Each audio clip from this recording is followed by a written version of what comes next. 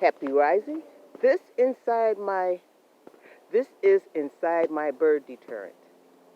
As you see, none of the snow has graced me until I very nicely tapped it off, has touched the ground, but it's got to come off so that it doesn't tear up my bird netting and fencing that's up top.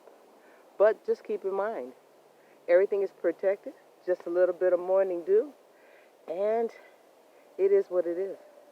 Take care, be safe, you are loved.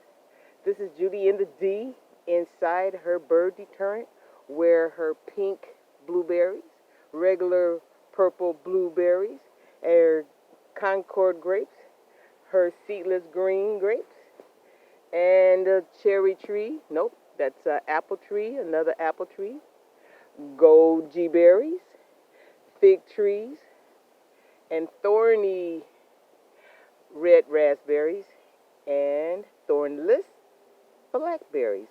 Well, got to get back to work. It's not going to do itself. Oh, under this panel of plastic are my fig trees, which does very nice. This was a lie, jujube, that did not make it. It didn't do anything, so I got a replacement on that one. Just an FYI. Take care, be safe.